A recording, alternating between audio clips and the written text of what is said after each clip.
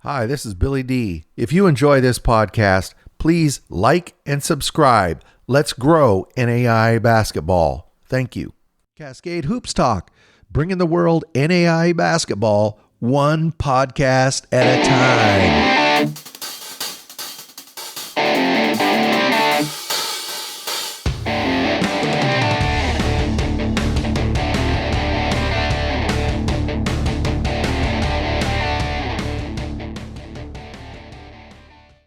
Cascade Hoops Talk, Billy D. Hey, I got Scott Moore. He's head men's basketball coach at Grace College Lancers. Thank you, Scott, for being on the show today. Thanks, Billy. Always love talking hoops with you, man. So there's a rumor that Jordan Widener's in the neighborhood there. So if I got something bad to say about him, this is the chance. Well, I'm surprised you want to talk to me. Usually people just want to talk to me anyway. So if you want to switch me out here anytime, just let me know. No, you ain't getting off that easy. You know, you're going into the fifth year. 5 years ago, Coach Kessler kind of handed you the keys.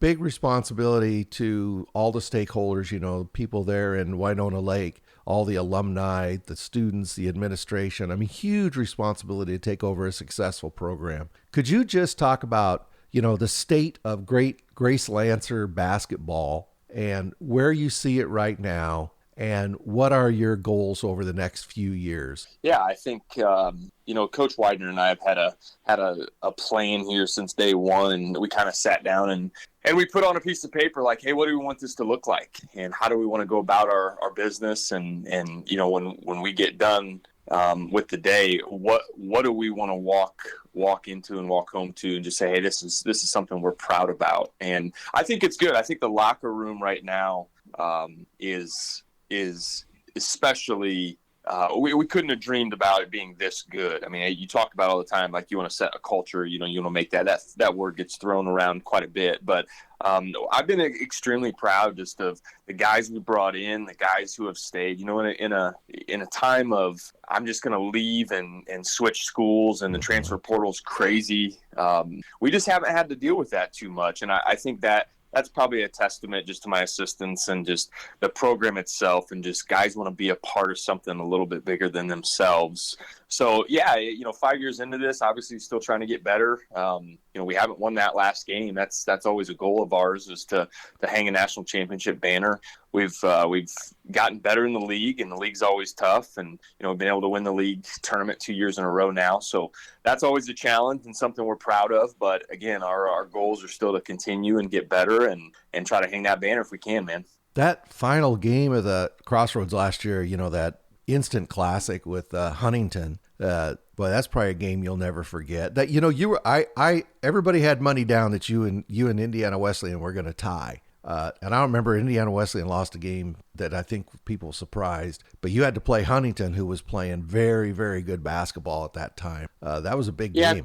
Corey's done a good job, man. I think that's he's a guy who came in the league about the same time as I do as a head coach, and he's taken over for another storied program, and the Platt family obviously has been really successful there over the last 20 plus 30 years.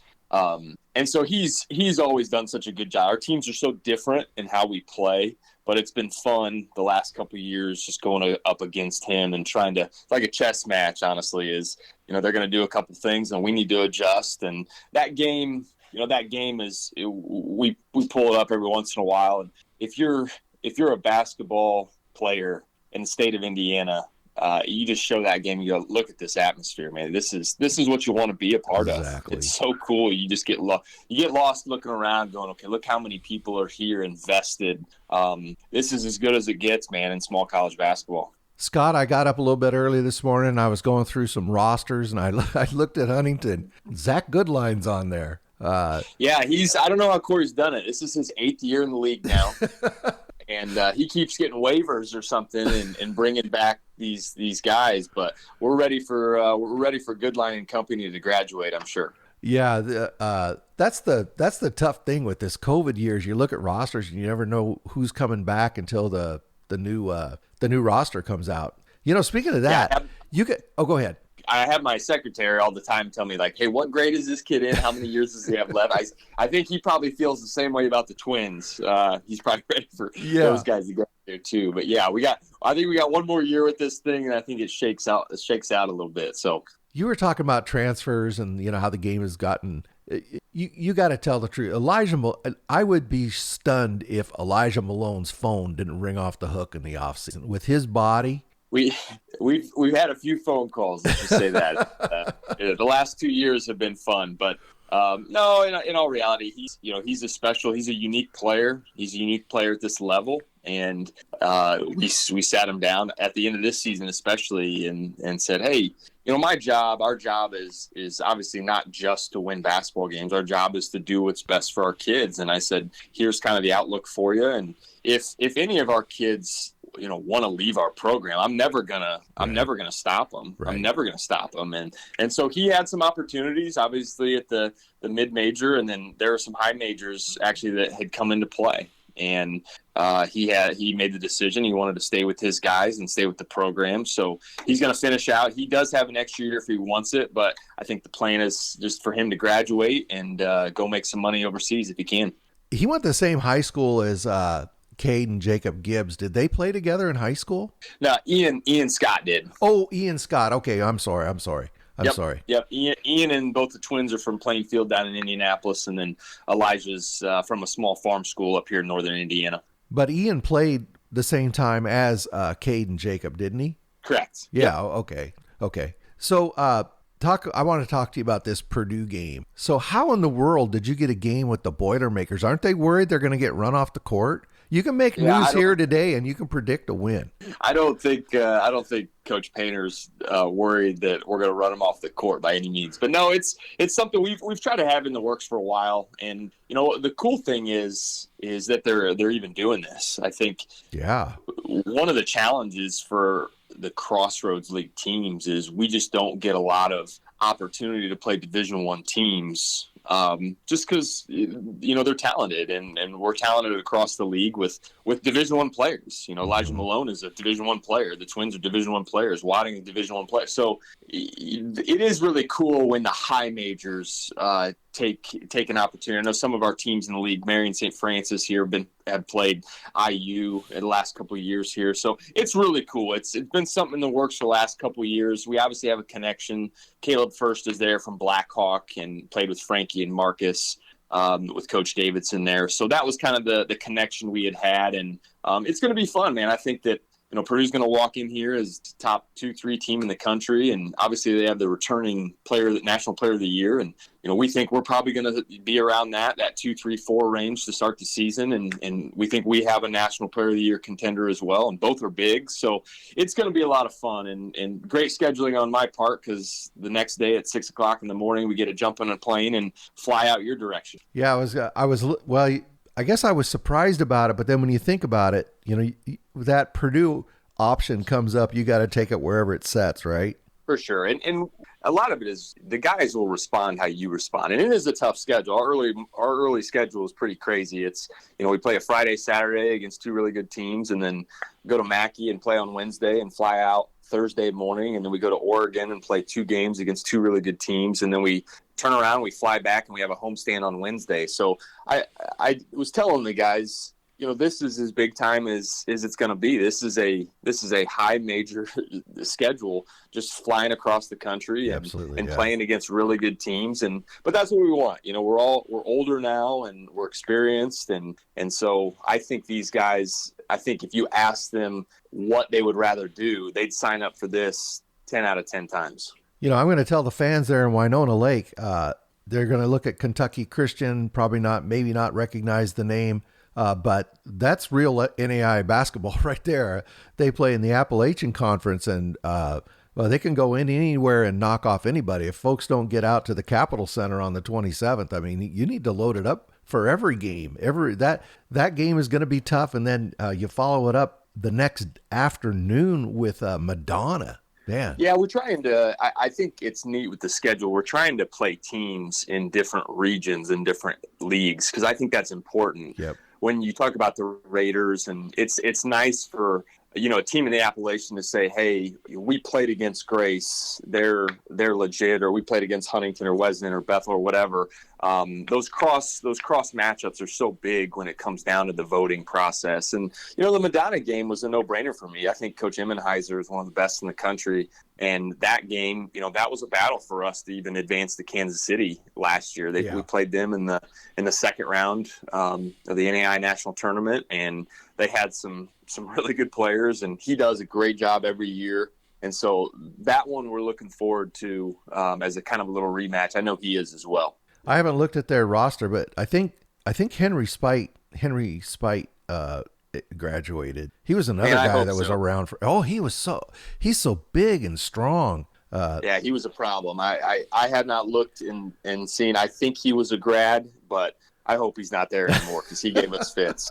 You were talking a minute ago about the coaching and with the guys. It's not all about basketball, and I think I think most coaches now have come around and handle their teams and their players that way. But Frank, we got to talk about Frank Davidson, a really great basketball player, brought so much to your program, not only basketball, but his leadership and his modeling, the citizenship, really set the tone for some young guys you had come in. Tell us where he's playing. He's playing in Europe now, right? Yep. So Frankie, really cool story. We got an opportunity to go to France on a basketball mission trips with our guys this May after school was over, and we took it was optional. It wasn't mandatory for them to go, and we had 23 people. Our entire program went. My managers went, my coaches went, all of our players went. So we had an opportunity to travel around all over southeastern France, and ended up in Paris and played a bunch of games. And the cool thing, it was neat for me to see. That's where Frankie's father, Mark, played pretty much his entire professional career, was in the country of France. So we knew that he was obviously going to have an opportunity. He had a great agent and worked with him. He has some dual citizenship opportunities, which made him very, very appealing to the French basketball leagues. Oh, okay. And so he ended up signing with a team that was the last team that his dad played for professionally, which is really cool. Kind of the northeastern side of France, but they just kicked off. I think he just finished his second game. And so, yeah, they're rocking and rolling. He's doing good. He got married and his wife's over there with him. So just a neat experience. And it's cool to brag on Frank and just to talk to our guys and talk to recruits about, look at the opportunities that places like this can give you if you want to continue your career.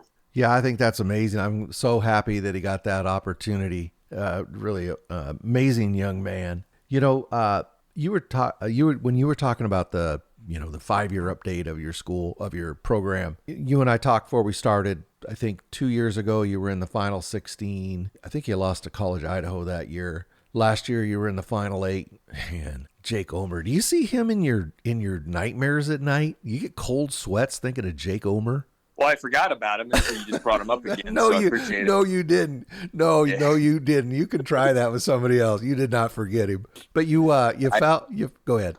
I give Coach Briggs a hard time. I was talking to him a couple weeks ago, and yeah, just it's hard. I think the questions you and I are talking about is people don't realize, especially now, it's just so different when me and Coach Widener were in the league, and the tournament was at Branson, and although it was really special and really difficult, obviously, to win a national championship. Now, when you combine the two divisions and you bring in more of these teams, and you bring in better athletes, better basketball players, better coaches all across the country, it's just to get to Kansas City in general is so hard to do. And Georgetown obviously is no slouch. They're a national powerhouse, and we felt like we played a really good game. I went back and watched that game and trying to figure out what else could we do. Sometimes just great players make great plays. And Jake Omer just got it going, and we had an opportunity there at the end. We kind of cut it to 3 or 4 and had a turnover late on a fast break. But it's just,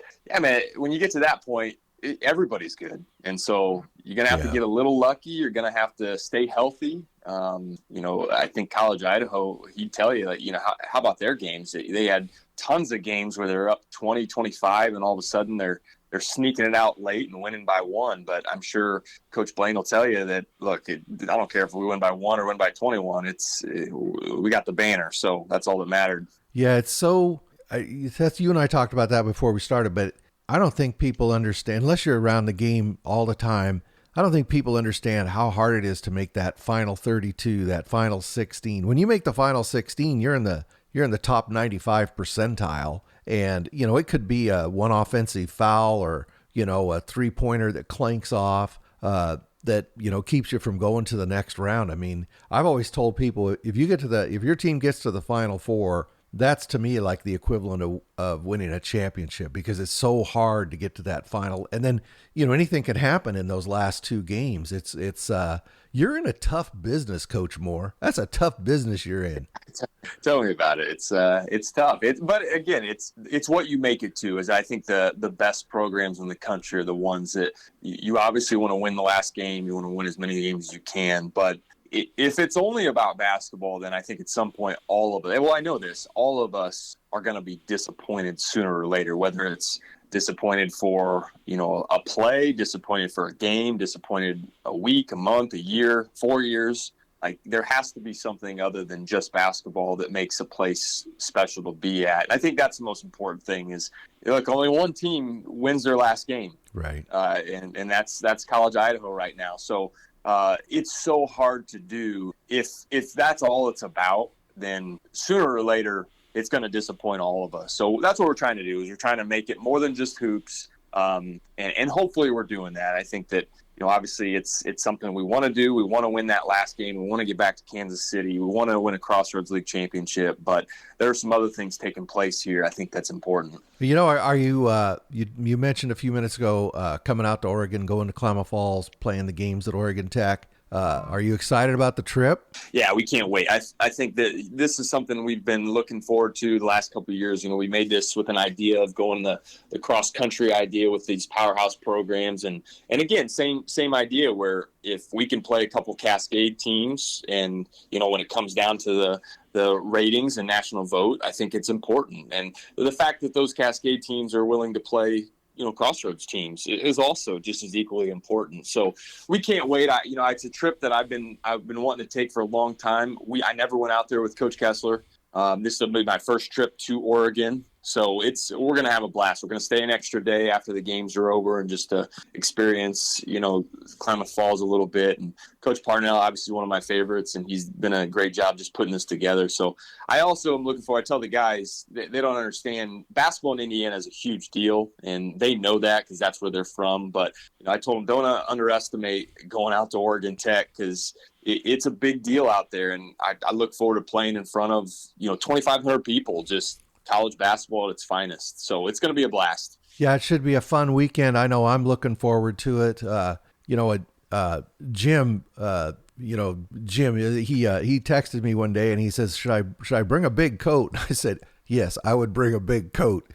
It's like 4,300 feet at gym level, and around the 1st of November, it starts to get pretty cold. So, but it was no heater when we were out there in early November last year. It was pretty cold too. So a little chilly. Yeah. I just want to touch on your roster a little bit. You've got, I was teasing you before we started that you had this young roster, all these sophomores, juniors, freshmen.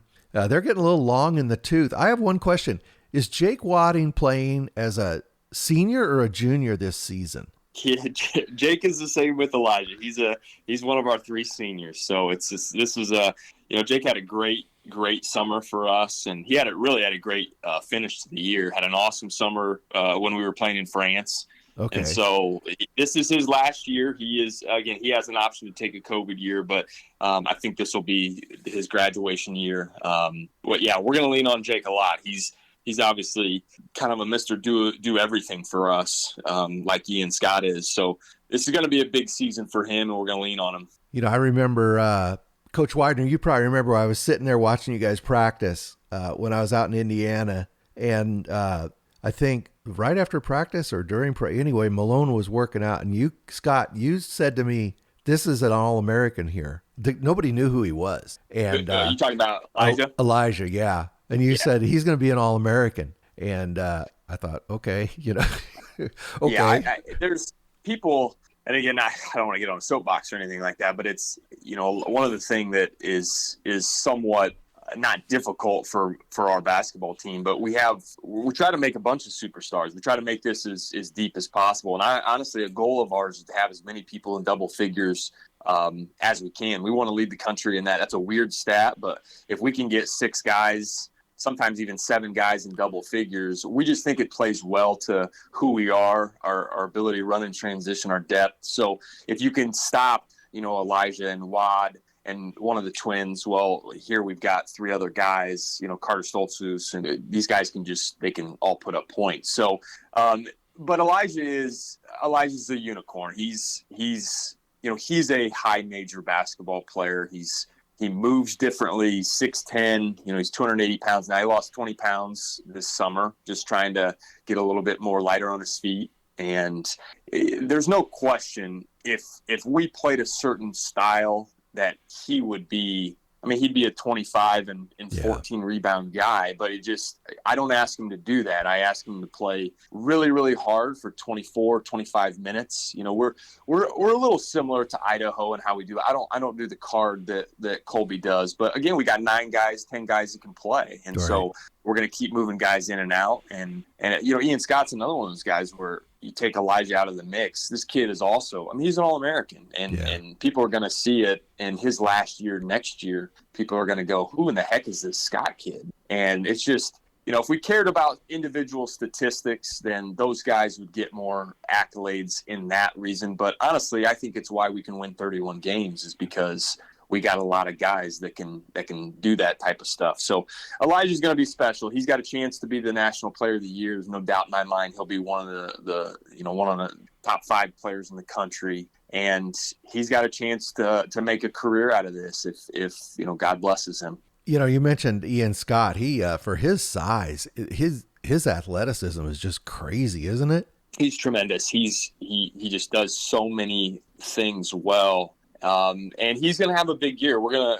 He's going to have to take another step this year for us to, obviously we lose Frank and we lose Eddie. Eddie was hurt last year, so he wasn't able to play with us. We lose Jalen, but you're always looking for the next guys. And I think it's time for Ian Scott to really take another step forward to help us again, reach our ultimate goal. But yeah, both those guys are going to be great front court players for us. Obviously, the twins are back. They had a monster season last year. Jacob kind of more of a lead guard for us, 6'5", 6'6", lefty. Jacob's a special one because he's one of the few guys in the country, I think, that defensively he's so good and he can take your best player out of a game, but also uniquely he can still score 25. And it's rare that you have a kid that can go both ways and be exceptional, but he's special in that. Cade is an unbelievable athlete, and just him in transition for us is deadly. And so the more we can get Cade out in the open floor just to show his skill set, Wadding, obviously, Mr. Do Everything. And then, the guard play we have now has been so steady. Carter he is everything that we need him to be. He's tough nose, handles the ball, makes shots. He's so relentless defensively. Bryson Graber's best passer I've been around. He knows where to get the ball, when to get it there. And then, some other guys like Brett Sikafus for us just had a tremendous summer. And he's probably our best shooter that we have on the floor. And so, he's a guy, too, that we're going to count on to, if we need him to play some minutes and we feel confident that he can do that. And so, yeah, it's going to be a fun year. You said that you got these older kids. They've been with us now for 3 and 4 years. Now we've got 8 guys who are either juniors or seniors. I don't have a sophomore on my team this year. And then we have a couple freshmen coming in that are super talented. That's what we want. You want your freshmen to push your older kids and make sure your older kids don't get complacent and just okay with this is their spot. And, we got 2-3 kids coming in that are really talented that are going to push our guys to get on the floor. Ian Rosh is a kid from local here. He was the first Indiana All-Star that we've been able to get out of high school and not transfer in. So, he's one of the 12 so-called 12 best players in the state of Indiana. That's a big deal. And to land one of those guys, Gage Sefton, kid from Fort Wayne, is just a monster. He's a 6'4" power guard. See a lot of point guard leadership mentality in him. And then Caleb Harold is super skilled. He's 6'5". Charlie Warner played for us a while ago, and I know you were going to ask a question. We brought him back as an assistant coach as well to help our guys, and Caleb kind of reminds me a little bit of what Charlie Warner was. So it's going to be a great year. We are not taking it for granted. One thing we talked about in the locker room just with us coaches the other day, I spend so much time telling these guys, don't look forward, don't look forward, don't look forward. Like, enjoy and embrace the moment. Exactly. Because it goes so fast, right? And I told our coaches, man, we got to listen to ourselves too. Like, let's enjoy what we have, because this team's going to be super talented. This team's obviously going to win a lot of basketball games, but this team is special, and the locker room is so neat that I want to enjoy it as well. So that's what we're looking forward to, is just the day by day, just the journey that we're going to go on with these guys is going to be a blast. You have a very, very talented lineup, top to bottom. I think you already know this. A lot of fans already know this, that, Jake Wadding is a guy I really enjoy watching. I think he solves a lot of matchup problems for you. He's kind of like a potato. He can go with any dish. I mean, and he's a tough guy. He doesn't take anything off anybody. I really like his game. Well, Jake's the one guy, I think you nailed it, is it's nice having guys that you can put out there with anybody. And he's the one guy where you literally you can put 4 guys around him, and it doesn't matter what 4. You can't say that about every other player. Like, some guys match up better with other guys. Right. Jake just does everything that, he's one of my favorite players in the country. Is the guard for College of Idaho, the O'Neill kid. Is that right? Last name O'Neill? Jake O'Neill. Yeah, he's a lot like Jake O'Neill. Yep. And that's what I'm saying. Like, I compare him all the time. Yeah. And like, man, that kid, I don't care what people say, he's one of the best players in the nation. He is so good at so many things that if I'm drafting a team and I'm trying to figure out who do I want on my roster, like, I'm picking guys like Jake O'Neill and Jake Wadding, because you can build around those guys and they win games. And at the end of the day, we get caught up in a lot of other things, like what wins basketball games, and Jake Wadding wins basketball games. Yep. Yeah, I agree with you, and I've made that comparison with Wadding and O'Neill many times. I've watched them both play a lot, and I think they play a very similar game. Sure. Before I let you go, I know that Jordan's there in the room with you, but I mean, you got to talk about your staff. I think you have one of the, and I always make people mad when I say this, but I think you have one of the top staffs in the country with Jordan and Steven, and now you brought Charlie Warner over, who, man, that guy could. But, just talk about your staff and what they contribute. Well, when you have an idiot as a head coach, then it's a goal to bring in as many smart people as you can. When people ask, and I will stick to my guns forever with this, the number one characteristic you can have in an assistant coach is loyalty. And if you have loyalty, then the other stuff can come into play. If you don't have loyalty, then how good you are at recruiting and X's and O's, like, that stuff essentially doesn't matter, because there's other problems that arise. So, Jordan and I are very different. I'll tell you this, like, we're very different on how we approach things. But our foundation and the goal we're trying to get to is the same. And I appreciate that, because Jordan's one of the few people that will look at me and say, hey, I don't think that's right. I think this is right. And you need those guys. Like, I don't need everybody telling me that I'm right all the time. I need someone to challenge me. And Jordan does that really, really well. Steven is kind of the optimistic version of both of us. He's always looking for, the positives and everything. And he's so analytical that Steven kind of looks more deeper into the numbers.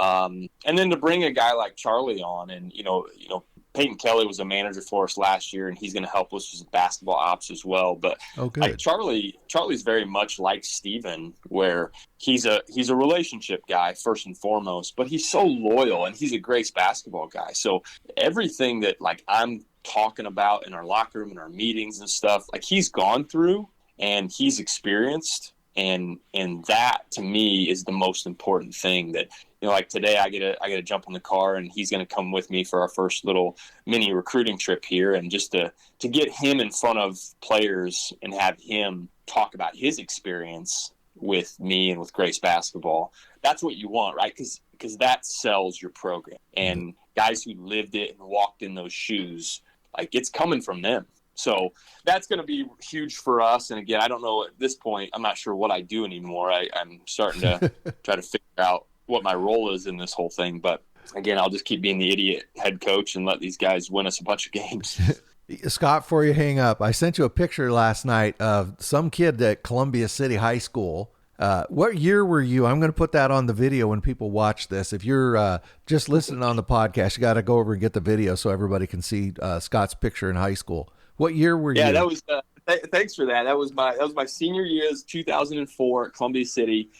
Great picture, by the way. That was about 25 minutes after we lost the state finals to some random guys named Greg Oden and Mike Conley and company. So we were obviously, I was in a great mood. You probably won't recognize me because I've got great flowing locks. My hair was fantastic. But then I got into this profession of coaching, and it's no longer. So it's odd. It's me and my twin brother Marcus, and then Doug Scheckler was an All-American. He played at Huntington University on our far left there, and just a special time, man. That's Marcus in the middle? Marcus in the middle, believe it or not. I thought it looked like Matt, but I knew that Matt's age was too far away till you guys have played together. But it's Marcus. Okay. Yeah, Matt's the old guy, man. He's 6 years older than Marcus. Okay. Yep, state finals. That was a special time. It was. I know you can't see it on my face. I'm disappointed, but I'm disappointed because it was over. More than disappointed that we got beat by a great team. Yeah. It kind of hits you, and that's kind of what we come back to with this full circle here in college. Is 4 years goes by really fast, and I think as coaches too, we can always be looking forward to what's the next thing. What's the greener grass? What's this? What's that? And I think if you ask me, hey, what's different about you coaching now than when you started with Coach K back in 2012 or whatever, it's that. It's I am enjoying the day by day more than I ever have. And the winning and losing and that stuff kind of takes care of itself. But the moments in France, the bus rides, the opportunities we have, the one-on-one with our kids. We're getting ready to take our retreat this weekend, and we're going to the lake up here on Wawasee. And it's just going to be us with our 15 guys and coaches, and we're just going to talk faith, talk basketball, talk family, talk life. And that's something that I cherish more than anything. Well, Scott, I really appreciate you taking the time. I know you're a busy guy getting ready for the season. I'll see you in November right after you're coming off your Purdue victory. I can't wait to see you in Klamath Falls so we can celebrate that Purdue victory together. Sounds good. I'm okay with not beating the Boilermakers if I can figure out how to beat the Hustling Owls, man. That's my concern. Somehow I think you'll come in with a plan. Just guessing. That's what my assistants are for, buddy. That's Scott. Thank you very much, Scott. That's Scott Moore. He's head men's basketball coach at Grace Lancer Basketball. Thank you, Scott. Billy, you're the best. Thanks, buddy. Hey, thank you very much to Coach Scott Moore at Grace for giving us the time. Thank you to the Grace family for following Cascade Hoops. Been great supporters of this program, as has everybody in the Crossroads. I really appreciate all the fans out of that conference. But I especially appreciate one special Grace fan who has more sports knowledge than anybody I ever know, and he's continually working and learning. And Clint Dog, thank you very much for being a fan and supporting Grace Lancer Athletics. Thank you. Thank you very much for supporting our podcast. Please like and subscribe. Get out to your local NAIA school because NAIA basketball is the best entertainment value in America.